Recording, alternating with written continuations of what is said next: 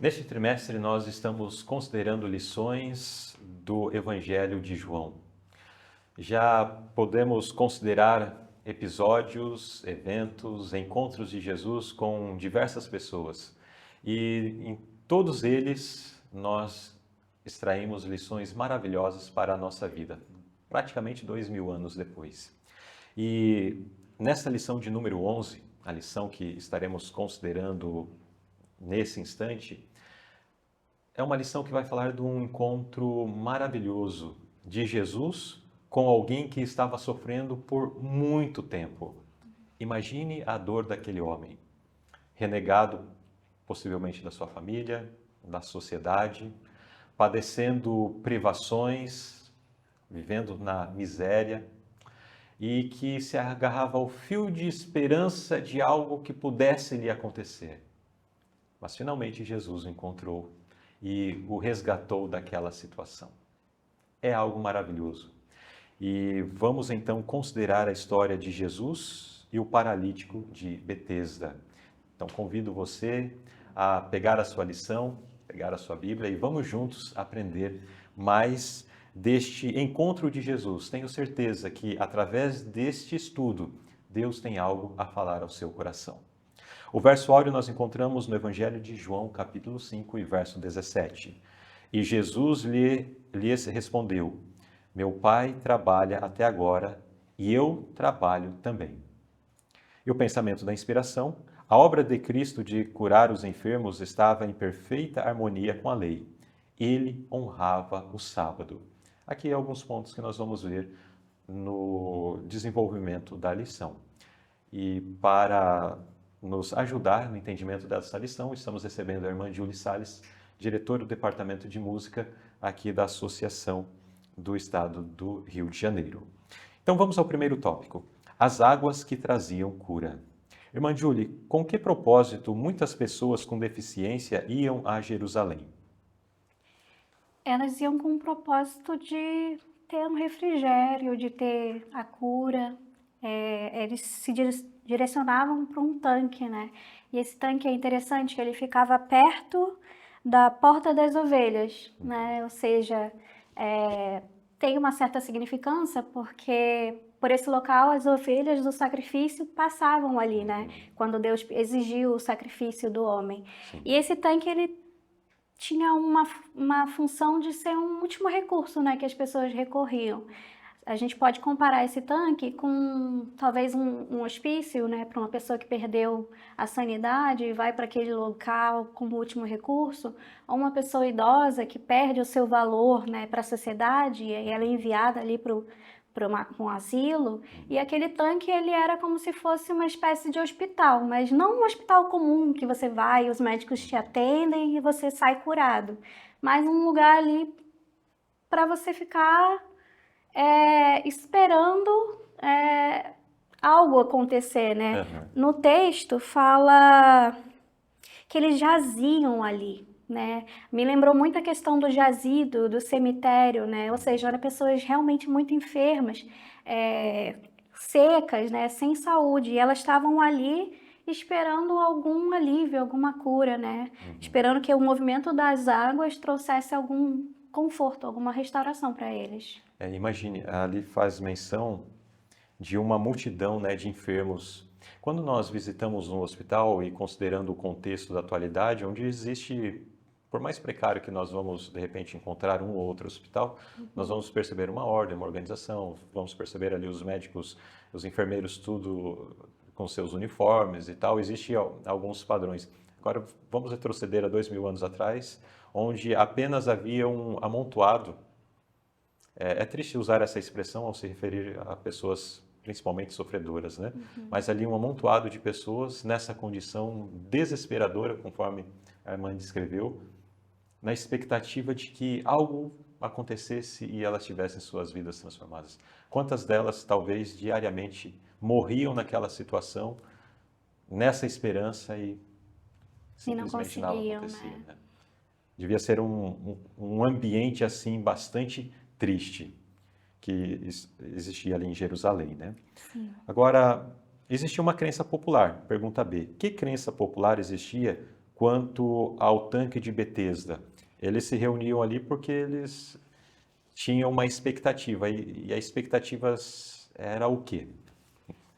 Tinha uma crença, né, uma superstição que um anjo agitava as águas daquele tanque e a primeira pessoa que conseguisse chegar no tanque recebia cura. Né? Acho bem interessante esse texto.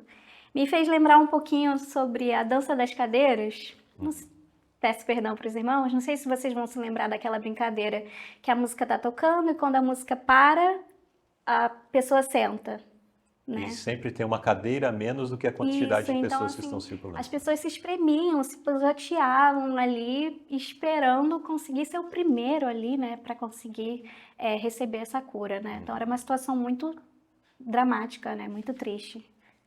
Em algum momento, aqui faz menção de que aquelas centenas de pessoas, elas iam ao lugar, muitos conseguiam chegar à borda do tanque, entretanto outros não conseguiam Pisoteavam, né, acabavam, ou se morriam à afogavam. beira da água, sem poder entrar. Provavelmente sim, porque quando existe um movimento desesperado de uma multidão, imagine, todos estavam numa condição desesperadora, né? Então, quando entendiam que o anjo havia movido a água, todos faziam esse movimento desesperado tentando ser o primeiro a entrar no tanque. E quantos ali mais fragilizados, com mais dificuldades de se arrastar, de repente ali rente ao chão, outros com um pouco mais de vigor, passando por cima, pisoteando. Que cena triste, né? É verdade. Esta que existia nesse ambiente. Olha, de fato, ao pensar nisso, é uma cena assim que podemos dizer, é uma mostra do que o pecado trouxe à humanidade. É um humano se rastejando, né? Desesperado, angustiado e sem ter uma solução que realmente atenda todo mundo, né? Sim. Porque vamos supor que você conseguisse, de fato, ser o primeiro a chegar ali. Vamos ao Não ponto de fosse vista- afogado ou pisoteado, É, será o- que a água realmente te traria essa cura? então, exatamente, era o que eu ia colocar. Se realmente fosse, né? Mas naquela multidão, centenas, não sei quanto exatamente o tamanho do tanque para saber quantos comportava, mas quantas pessoas se lançavam quase que ao mesmo tempo, quem ia saber se alguém... Quem foi o primeiro, né? Mas aquilo ficava alimentando uma superstição entre eles e alimentando uma esperança vã naquela multidão de pessoas enfermas. É uma cena do pecado e uma cena de que a humanidade, buscando solução para os problemas desenvolvidos pelo pecado, ele vai em busca de solução em lugares onde ele não vai Não encontrar vai solução. conseguir. É Não vai verdade. conseguir.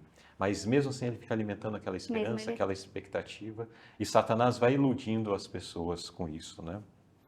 Ele engana, né? E as pessoas ficam ali achando que podem, de alguma forma, conseguir, né? Sim. Sem intermédio de outra pessoa, de Jesus Cristo, essa ajuda. Exato.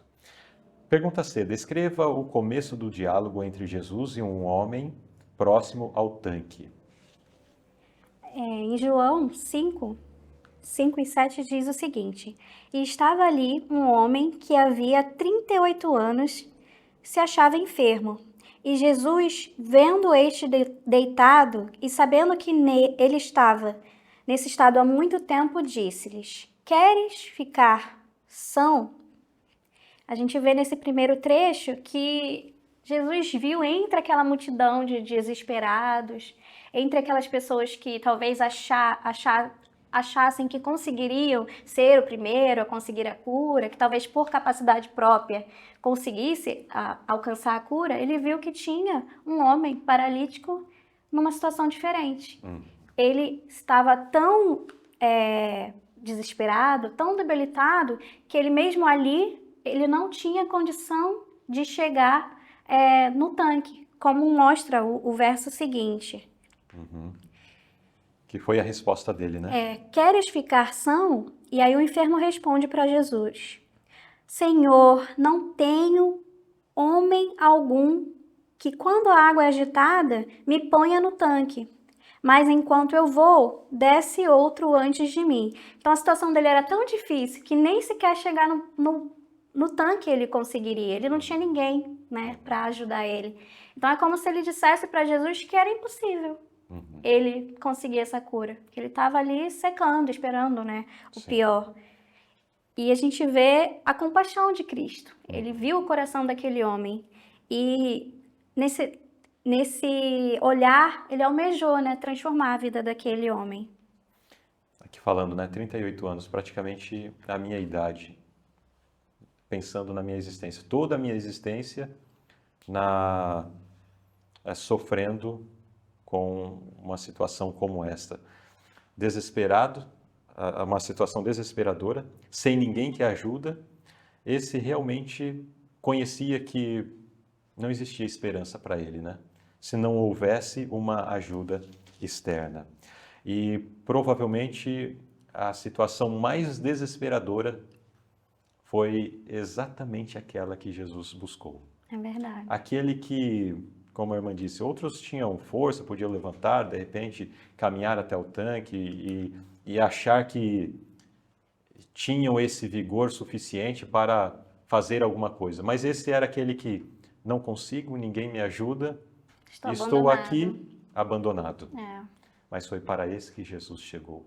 Às vezes você pode estar passando por uma situação onde você pensa que está abandonado, você pensa que não tem ninguém por você, de repente não tem mesmo pessoas, não tem mesmo indivíduos interessados no seu bem-estar. Mas saiba, Jesus está interessado. Jesus quer, Jesus está pronto para transformar a sua realidade.